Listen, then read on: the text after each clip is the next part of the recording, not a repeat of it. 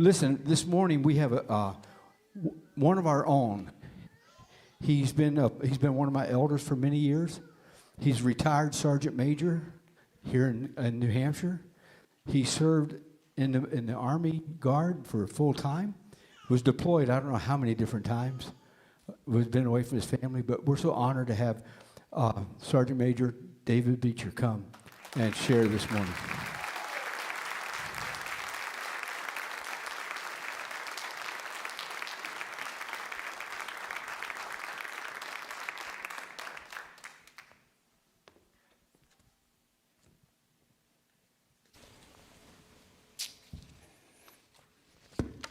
November 2003, we received orders to go to Iraq, support of Operation Iraqi Freedom, OIF-2. The orders were for 12 months, boots on the ground. We departed in January, and I left Donna with a 13-year-old and two 10-year-olds. The order was to become an MP company, military police company. We're a bunch of field artillerymen.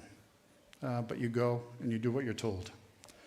I was going to be the platoon sergeant for a platoon of 37 people.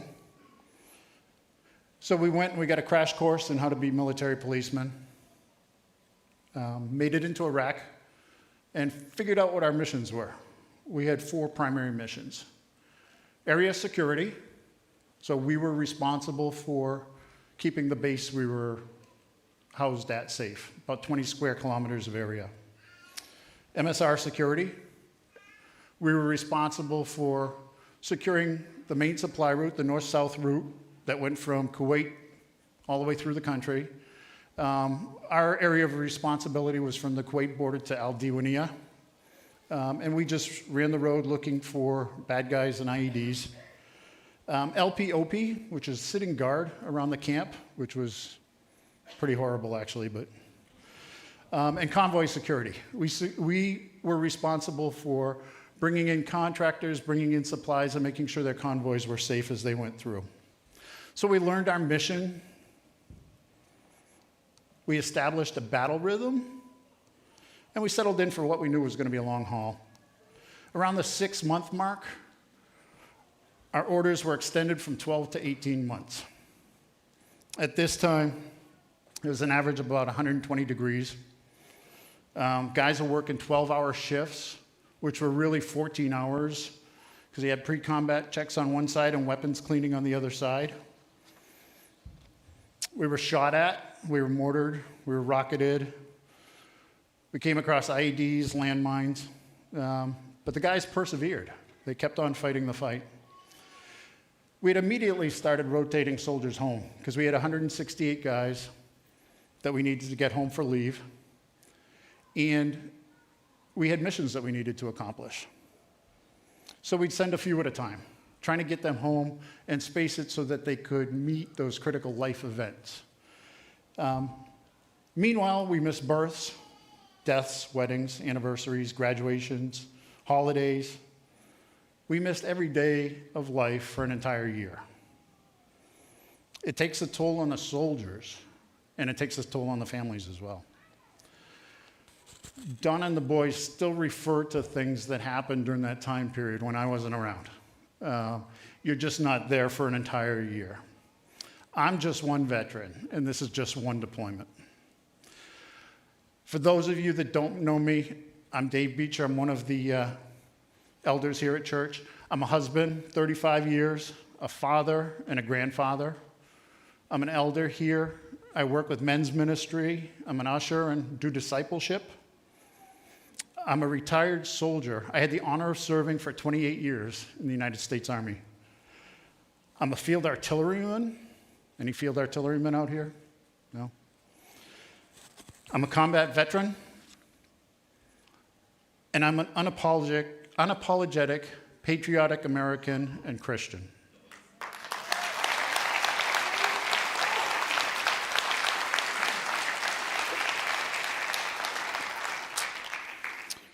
Formerly Armistice Day, Veterans Day was originally designed to commemorate the end of World War I. It became a legal holiday in 1938 to honor those that had served in the war known as the Great War, or the War to End All Wars. After World War II, and then again after Korea, there was a movement to broaden the scope of it, to recognize all veterans who had served. And the first Veterans Day proclamation was made by retired General and President Dwight Eisenhower in October 1954, when he called upon all U.S. citizens to solemnly remember the sacrifices of all those who fought so valiantly on the seas, in the air, and on foreign shores, to preserve our heritage of freedom, and let us reconsecrate ourselves to the task of promoting an enduring peace, so that their efforts shall not have been in vain. So what's a veteran? A veteran is somebody who served honorably in the United States military. We usually think of veterans based upon recent history: the War on Terror, the Gulf War, Vietnam. But veterans go back to biblical times. Saul, Jonathan, David, Gideon, Joshua were all veterans. In biblical times, any man 20 years old or older, was expected to serve when called upon. Numbers 1 tells us that just 2 years after they left Egypt, there were 600,000 men from the 12 tribes that were ready to serve. And war was brutal at that time. It was man versus man. It was commonplace to mutilate bodies and abuse prisoners, which is why Saul was pretty emphatic about not being caught. It was usual to carry off prisoners and sell them as slaves, carry off treasures, and to take gods into captivity. If you're on the winning side, things were a little bit better. The victors were hailed with acclamations and songs of rejoicing. Samuel tells us, when the men were returning home after David had killed the Philistine, the women came out from all the towns of Israel to meet King Saul, and singing and dancing with joyful songs and timbrels and lyres. And victory was celebrated. In Exodus, after God had taken care of Pharaoh's army when they were fleeing Egypt, the Israelites sang a song for the Lord, singing, "I will sing to the Lord, for he is highly exalted. Both horse and driver he is hurled into the sea." And the spoils of war belonged to the victors. Spoils such as their armor, clothing, jewelry, money, captives, and animals were often divided equally between those who had taken part in the battle and those who had been left behind in camp, because they knew that war was a community undertaking. In Joshua, again, it said, when Joshua sent them home, he blessed them, saying, "Return to your homes with your great wealth, with large herds of livestock, with silver, gold, bronze, and iron, and a great quantity of clothing, and divide the plunder from your enemies with your fellow Israelites." They understood the toll that war took on not just the soldiers, but the families and the communities. And sometimes God would impose his will, as only the omnipotent God can, like when he destroyed Pharaoh's army in the Red Sea, or when Joshua fought the Battle of Jericho and he told them to march around the city and blow their horns, or Gideon, when he was going to fight the Midianites, he was told to go fight in the strength that you have. And Gideon's reply was, "Pardon me?" Gideon was facing an army of over 135,000. He had 32,000 men. But it gets better. That was too many men for God. And he cut them down to 10,000. And then he cut them down to 300. Gideon was faithful. And he went and he fought, and God delivered him. I've served at all levels in the Army. When you go to war, you want to have a 3-to-1 advantage. You don't want to be outnumbered 135,000 to 300, but God can do what he wants. I'm going to fast forward through history, so we're not here until November 11th. Society changed. And with that change came the need to formalize our military. In June of 1775, the Army was established, followed quickly by the Navy, the Marine Corps, and the precursor to the Coast Guard. 1947, the Air Force was born from the Army Air Corps, and then just in 2019, the U.S. Space Force was formed from the Air Force. So who serves? Since the founding of our country, it's estimated that 7% of the population has served in the military. Roughly 40 million people. They're men, women, they're white, black, Asian, Hispanic. It doesn't matter. Currently, there are just less than 2.4 million people serving in the active duty and reserves. In a country of 330 million people, that comes out to about 0.7% of the population is serving this country now. Some people are well known: George Washington, Ulysses Grant, Black Jack Pershing, Dwight Eisenhower, Douglas MacArthur, William Westmoreland, Norman Schwarzkopf, David Petraeus, but most are unknown. Do we have the picture? The picture, hopefully you'll see. Anybody ever heard of Richard Antrim? That man right there. Antrim earned the Medal of Honor for his bold actions in a Japanese POW camp. Then Lieutenant Antrim, the executive officer of the USS Pope, was taken prisoner when the Japanese sunk his ship. Antrim was the senior-most surviving officer. While in Japanese custody, the Allied prisoners received brutal punishment for breaking petty rules. One day in April 1942, Antrim witnessed a fellow prisoner being sentenced to 15 lashings for not bowing to a guard. After 15, the man was unconscious. Antrim then offered himself up to be beaten in place of the unconscious comrade, stepping forward and saying, "I'll take the rest." Silence ensued at the compound, and Antrim repeated, "I'll take the lashes." A loud roar erupted from the prisoners, and the Japanese didn't know what to do. The Japanese officer in charge saluted Antrim for his selfless disposition. And from that point on, the Japanese ceased the harsh punishment, and a new level of respect was offered to the men that were taken prisoners. They spent 3 more years there, but in August 1945, Lieutenant Antrim and his men and all the prisoners were released. Since its inception, there have been 3,515 Medals of Honor awarded. Most of these service members are unknown, except to those who they saved and to their families. Some veterans serve in peacetime, others at war, some are on active duty, some serve in the National Guard or Reserves, some are pilots, some are aircraft maintenance guys, some are radar operators, military police, tankers, infantry, munitions experts, cooks, engineers, public affairs, medics, nurses, doctors. They fight on land, on sea, in the air, and now in space. We have cyber warriors. But I got to tell you, the cool ones are field artillerymen. Just saying. There are different reasons why people serve. There have been 16 million people drafted in this country who have served. Anybody ever hear of Sergeant Alvin York? Sergeant York was raised as a Christian pacifist. During World War I, he filled out and applied to be a conscientious objector. His application was denied, and he was drafted.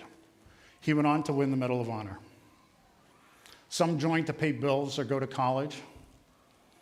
Some joined for honor, because honor is something that still matters in the military. Some joined for challenge. One will be challenged physically, mentally, and spiritually while serving. I've had the opportunity to shoot all kinds of weapons, from pistols, rifles, machine guns, anti-tank weapons, howitzers, and those rockets that you're hearing about, the HIMARS. Yep, got those.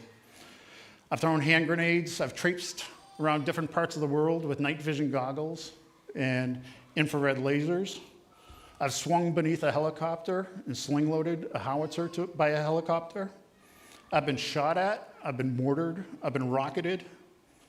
I've attended courses that have lasted days, weeks, months, and years. And I've done more push-ups than any one man should ever do in his lifetime. Some join to do meaningful work that produces results, something that has lasting value. Others join to lead an uncommon life, something that only 7% of this country has ever done. At 17 years old, Audie Murphy wanted to join the military. He had wanted to join the military his whole life, but after the bombing of Pearl Harbor, he said, now's the time. He went and he tried to join the Army, the Navy, and the Marine Corps, and they all said no because he was too young and too small. He was 5'5" and about 130 pounds. He talked his sister into signing an affidavit, changing his birth date, and he ended up joining the Army at age 17. He went on to win every military combat award for valor available from the U.S. Army, including the Medal of Honor at age 19. And he became the most highly decorated soldier in the history of the United States Army. Some people join to get away from things. They want to get away from a life. They want to get a new start. And others simply answer the call when the call is made. Service really comes down to love. Love of family, friends, community, and country. So what do those that serve have in common? Most believe in good and evil.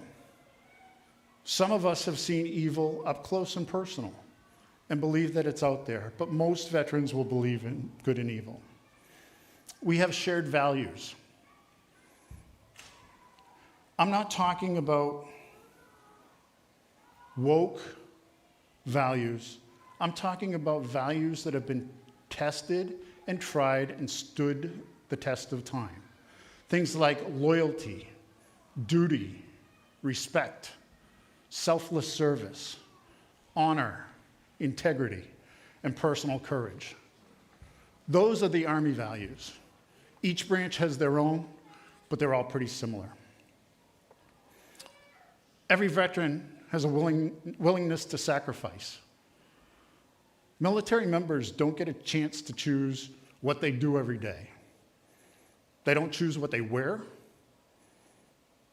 what they eat, or when they eat. They don't get to choose to have a beard or let their hair grow. They don't even get to choose whether they exercise or not. Service members are required to remain mentally, physically, and morally fit at all times. Some serve during peacetime, some during war, some deploy, some don't. But we don't get to choose where we go or when we go. The military doesn't publish recommendations. It's kind of like the 10 recommendations that God put out there.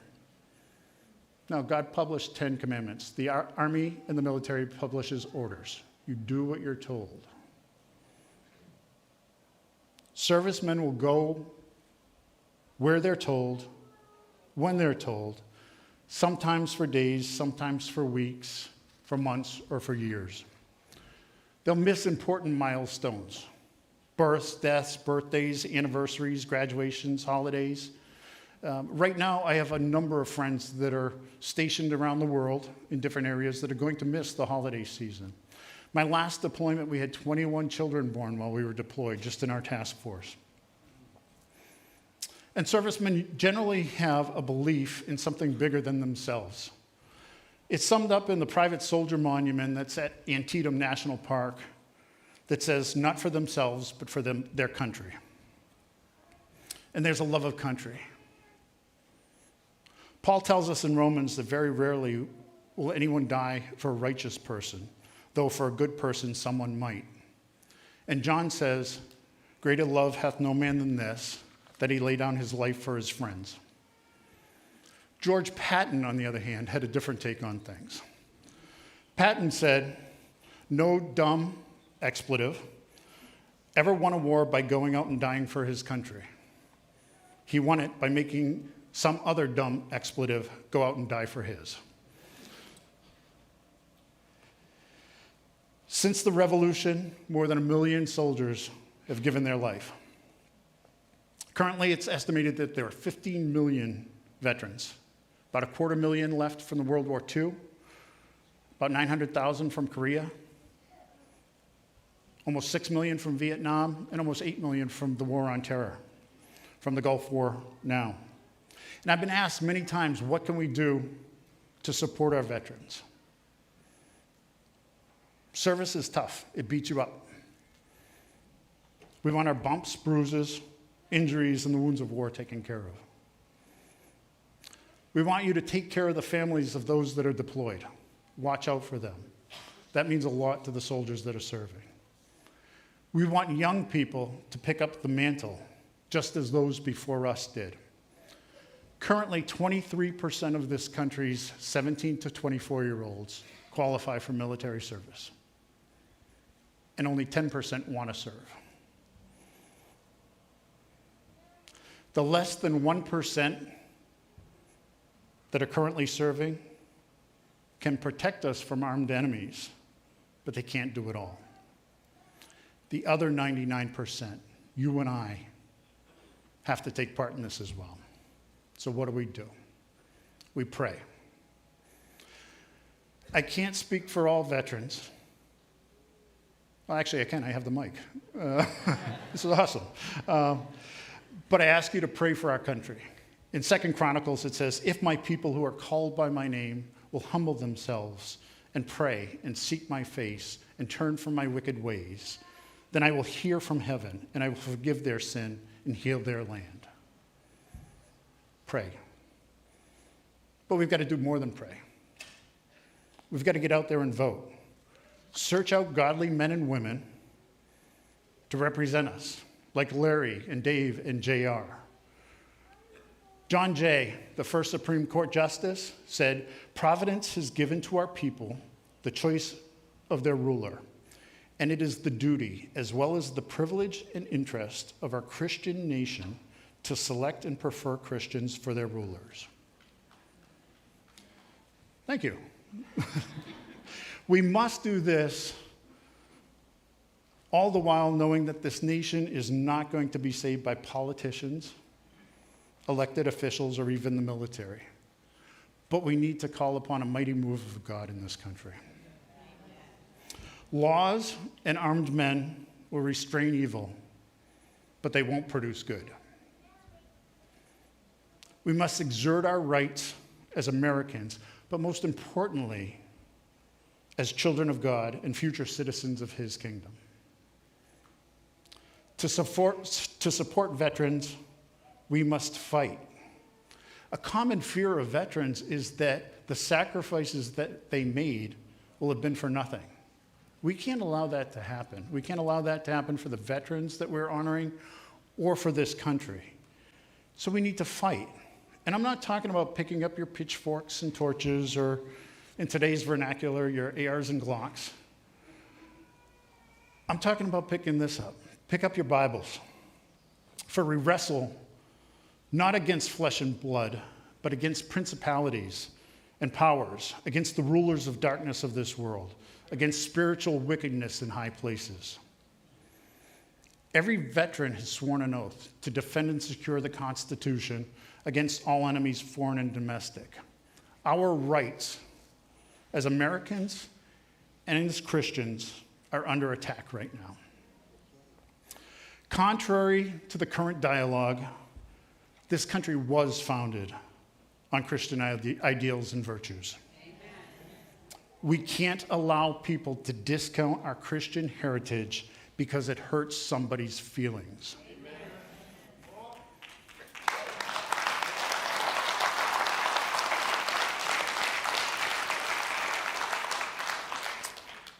We must remember, though, that our rights, although preserved by all of us that have served, did not come from government, but they came from God. Throughout our history, veterans have served to defend the rights granted by God, but won by previous generations, those that served before us. That's why we're here today, to honor those that have served. But that's not how the church is supposed to operate. We can't be a church that lives on the blessings and sacrifices of previous generations. We must be the church for this generation.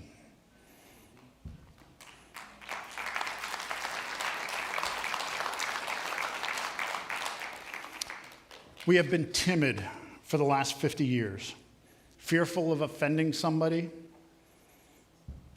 as being seen as bigots, closed-minded, extremists. And look where it's gotten us. This country's a hot mess right now.